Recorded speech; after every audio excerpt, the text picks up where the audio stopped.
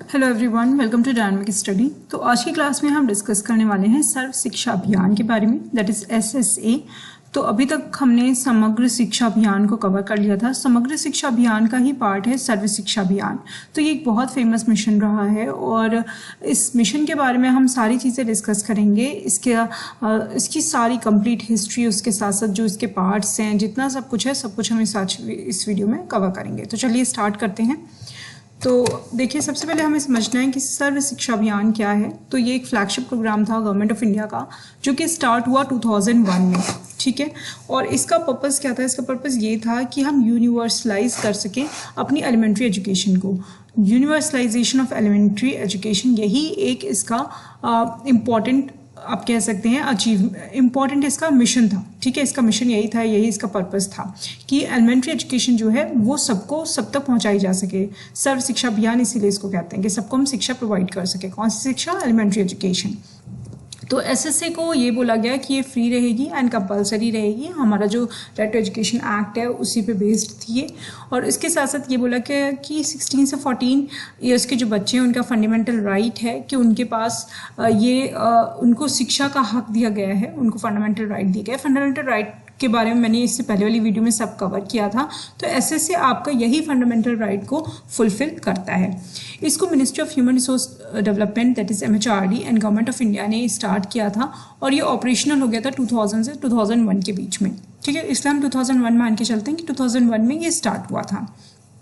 अब हम बात कर लेते हैं कुछ इंपॉर्टेंट फैक्ट्स की जो कि SSA से रिलेटेड हैं। इसको एजुकेशन फॉर ऑल मूवमेंट भी बोला गया, सर्व शिक्षा अभियान इसको बोला गया था। इसको स्टार्ट किया था, इसके पॉइंटर थे Atal Bihari Vajpayee ji, Indian former prime minister. उसके बाद इसको सेंट्रल गवर्नमेंट में, इस पर्टिकुलर स्कीम में सेंट्रल गवर्नमेंट पार्टनरशिप करती थी स्टेट गवर्नमेंट के साथ, और इसके साथ साथ इस जो ये हमारा इनिशिएटिव था इसको इम्प्लीमेंट करती थी। मतलब इम्प्लीमेंटेशन में इसका सेंट्रल गवर्नमेंट और स्टेट गवर्नमेंट दोनों का पार्ट रहता था, दोनों की पार्टनरशिप रहती थी। इनिशियल एम जो था इसका, वो ऑब्जेक्टिव था कि 2010 तक इसके ऑब्जेक्टिव को मीट कर लिया जाए, मतलब सबको शिक्षा दी जाए। 2010 तक ये है कि हर कोई शिक्षित हो। उसके बाद इस टाइमलाइन को इंक्रीज कर दिया गया, एक्सटेंड कर दिया गया, ठीक है। तो इसका एम ये भी था कि इंफ्रास्ट्रक्चर भी बनाई जाए जिसमें अराउंड 193 मिलियन चिल्ड्रन को 1.1 मिलियन हैबिटेशन प्रोवाइड किया जाए, मतलब उतने ज़्यादा स्कूल्स वहाँ पे बनाए जाएं। तो ये भी एक इसका गोल था। 86th अमेंडमेंट एक्ट जो है उसमें SSA को उससे बैकड अप है। SSA मतलब जो एजुकेशन फॉर ऑल है, एजुकेशन फ्री एजुकेशन जो है, राइट टू एजुकेशन जो है, उसी के लिए, उसी से बैकड अप है, उसी से ये प्रेरित है, ठीक है। न्यू एजुकेशन पॉलिसी 2020 भी एम करता है कि अबाउट 2 करोड़ जो आउट ऑफ स्कूल चिल्ड्रन हैं उनको मेन स्ट्रीम में लाया जाए। जिन्होंने स्कूलिंग छोड़ दी है उनको भी मेन स्ट्रीम में लाया जाए। ये न्यू एजुकेशन पॉलिसी का भी एम है। न्यू एजुकेशन पॉलिसी ऑफ 2019 जो थी, नेशनल एजुकेशन पॉलिसी 2019 जो थी, उसने भी मेंशन किया कि 6.2 करोड़ चिल्ड्रन जो हैं वो बिटवीन 6 to 18 ईयर वो आउट ऑफ स्कूल 2015 से उनकी पढ़ाई छूट गई थी, ठीक है। तो इन सब से उतना ज़्यादा आपको मतलब नहीं है, मतलब इतना ज़्यादा डेटा नहीं पूछा जाएगा ये इस तरीके का। तो ये 2 पॉइंट आप चाहें तो आप इसको स्किप भी कर सकते हैं, ये उतना इंपॉर्टेंट नहीं है। बाकी जो पॉइंट्स है ये इंपॉर्टेंट है, इनको ध्यान में रखिएगा, ठीक है। तो यहाँ पर फिर आगे अगर हम बात करें पढ़े भारत, ये भी इसका एक सब प्रोग्राम है, ये भी ध्यान रखिएगा, ये इंपॉर्टेंट है। आपसे ये पूछा जा सकता है कि पढ़े भारत किसका सब प्रोग्राम है? तो उसका राइट आंसर होगा SSA, सर्व शिक्षा अभियान का। गवर्नमेंट का एक पोर्टल भी स्टार्ट हुआ जिसका नाम शगुन है, जिसको लॉन्च किया गया SSA की मॉनिटरिंग के लिए, ठीक है। वर्ल्ड बैंक भी मिनिस्ट्री ऑफ HRD के साथ मिलकर काम करती है इस पर्टिकुलर पोर्टल के लिए और SSA के लिए, सर्व शिक्षा अभियान के लिए। जहाँ मैंने SSA बोला तो वो सर्व शिक्षा अभियान है, उसको ध्यान रखिएगा। अब आपको इंपॉर्टेंट चीज़ें यहाँ पे क्या क्या आ रही हैं। सबसे पहले एजुकेशन फॉर ऑल मतलब सर्व शिक्षा अभियान, ठीक है। दूसरी बात ये कि 2010 में इसका जो ऑब्जेक्टिव था वो पूरा नहीं हुआ, इसलिए इसकी डेट को एक्सटेंड किया गया। इंफ्रास्ट्रक्चर भी प्रोवाइड करता है ये भी ध्यान रखिएगा। उसके बाद ये कौन से कॉन्स्टिट्यूशनल राइट पे फोकस्ड है? तो ये है राइट टू एजुकेशन पे फोकस्ड, ठीक है। 86th अमेंडमेंट वाली एक्ट पे, ये आपको ध्यान रखना है। उसके बाद पढ़े भारत भी इसका एक सब प्रोग्राम है। देन शगुन पोर्टल जो है वो भी इसका पार्ट है, ठीक है। इसको ट्रैक करने के लिए, इसको मॉनिटर करने के लिए, SSA को मॉनिटर करने के लिए शगुन पोर्टल को बनाया गया है। चलिए ऑब्जेक्टिव देख लेते हैं SSA के क्या ऑब्जेक्टिव है। तो SSA के ऑब्जेक्टिव की अगर हम बात करें तो सबसे पहले इंफ्रास्ट्रक्चर की बात की जाती है। इंफ्रास्ट्रक्चर में open new schools in inhabitation which do not have schooling facilities, जितने भी ऐसे हैबिटेशंस हैं जहाँ पे जैसे मान लीजिए कोई गांव है, कोई सेटअप है छोटा सा जहाँ पे 4-5 घर हैं या मतलब और ज़्यादा, जैसे 40 घर हो गए, 50 घर हो गए, ठीक है, एक पर्टिकुलर गांव में, तो वहाँ पे अगर स्कूल नहीं है तो वहाँ पे स्कूल खोलना, या छोटी से छोटी जगह पे जहाँ पे स्कूल नहीं है वहाँ पे बच्चों को स्कूल प्रोवाइड करना।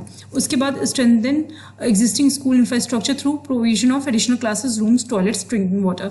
अब क्या एक और बहुत बड़ा चैलेंज देखा गया कि स्कूल है बट वहाँ पे टॉयलेट्स नहीं है, तो इसकी वजह से बच्चे स्कूल छोड़ रहे हैं, स्कूल नहीं जा रहे हैं, प्लस जो स्कूल हैं तो क्लासरूम्स प्रॉपर नहीं बने हुए हैं, ड्रिंकिंग वाटर की फैसिलिटी नहीं है, तो उस इंफ्रास्ट्रक्चर को भी सही करना, ये भी इसका एसएससी का पार्ट है। अब हम बात करेंगे ह्यूमन रिसोर्स की। ह्यूमन रिसोर्स मतलब आपके टीचर्स से रिलेटेड, फैकल्टीज से रिलेटेड। तो इसमें बोला गया कि एडिशनल टीचर्स का भी प्रोविजन बनाया जाएगा, कि जैसे हो सकता है जैसे मान लीजिए किसी स्कूल में 50 बच्चे हैं, ठीक है, तो 50 बच्चों पे सिर्फ 5 टीचर है, तो जो टीचर टू स्टूडेंट रेशियो होना चाहिए उसको भी फोकस किया गया एसएससी में कि टीचर्स की हम एडिशनल टीचर्स लेकर आएँ, टीचर्स ज़्यादा होने चाहिए। उसके बाद आपका strengthening capacity of existing teachers by training, developing, teaching, learning material. मतलब मान लीजिए हो सकता है टीचर उतने केपेबल ना हो या फिर केपेबल हैं भी तो एब्सलीट ना हो, इसके लिए उनको उतनी प्रॉपर उनकी ट्रेनिंग प्रोवाइड करने का भी जिम्मेदारी एसएससी का है। उसके बाद आपका एकेडमिक सपोर्ट, जैसे कि बुक्स हो गए, ब्लॉग्स हो गए, हर एक मतलब ब्लॉक पे, हर एक डिस्ट्रिक्ट लेवल पे एक प्रॉपर एकेडमिक सपोर्ट स्ट्रक्चर बनाना जिसमें उनको बुक्स प्रोवाइड की जाए, उनको लर्निंग मटेरियल प्रोवाइड किया जाए, उनको ट्रेनिंग प्रोवाइड किया जाए। यहाँ पर टीचर्स की बात हो रही है, ठीक है। तो इंफ्रास्ट्रक्चर हमने कवर कर लिया, फिर टीचर्स हमने कवर कर लिया, ह्यूमन रिसोर्स। अब हम बात करेंगे क्वालिटी इंप्रूवमेंट की, किस तरीके से क्वालिटी इंप्रूव किया जाए, जो एजुकेशन सिस्टम हम फॉलो करें उसकी क्वालिटी के इंप्रूवमेंट की बात यहाँ पर की गई। तो यहाँ पर बोला गया कि कंप्यूटर एजुकेशन को भी हमें इसमें इंक्लूड करना पड़ेगा, ठीक है। दूसरी बात गर्ल्स एजुकेशन की बात की गई कि girls education, children with special need, ऐसे कोई बच्चे हैं तो उनके भी हमें उनको भी एजुकेशन पे फोकस करना पड़ेगा। फिर provision of quality elementary education including life skills, जो लाइफ स्किल्स से रिलेटेड हो गई इम्प्रूवमेंट, जैसे मान लीजिए लाइफ स्किल जैसे कुछ भी हुआ, ठीक है, जैसे मान लीजिए कि काउंटिंग करना या पैसे रुपए से फाइनेंसेस से रिलेटेड कोई चीज़ या बेसिक चीज़ें जो आपकी लाइफ जीवन जीने में आपको हेल्प करेगी, तो उससे भी रिलेटेड स्किल्स को इस जो एजुकेशन सिस्टम है उसमें इंट्रोड्यूस करना, ये भी एसएससी का ऑब्जेक्टिव है। अब हम बात करेंगे एसएससी के इनिशिएटिव की, किस किस तरीके के इनिशिएटिव्स एसएससी में लॉन्च किए गए हैं। तो सबसे पहले तो पढ़े भारत बढ़े भारत है, जिसके बारे में अभी हमने बात किया। इसमें इसका एम है कि रीडिंग एंड राइटिंग स्किल्स को क्लास 1 से एंड क्लास 2 के बच्चों को इम्प्रूव करना, और उसके साथ साथ मैथमेटिक्स स्किल्स को भी, ठीक है। Early reading and writing with comprehension, मतलब बच्चों को रीडिंग राइटिंग आना चाहिए और उसको समझ भी आनी चाहिए, क्या लिख रहे हैं क्या पढ़ रहे हैं ये भी उनको समझ होनी चाहिए, इस पर फोकस है। प्लस अर्ली मैथमेटिक्स, जो सबसे स्टार्टिंग में जो मैथमेटिक्स होती है, जैसे मान लीजिए प्लस हो गया, माइनस हो गया एंड काउंटिंग हो गई, तो ये सारी चीज़ें भी बच्चों को आनी चाहिए, इस पर भी फोकस किया गया। शगुन पोर्टल, एसएससी का क्या प्रोग्रेस है इसको मॉनिटर करने के लिए शगुन पोर्टल बनाया गया, इसको लॉन्च किया गया 2017 में।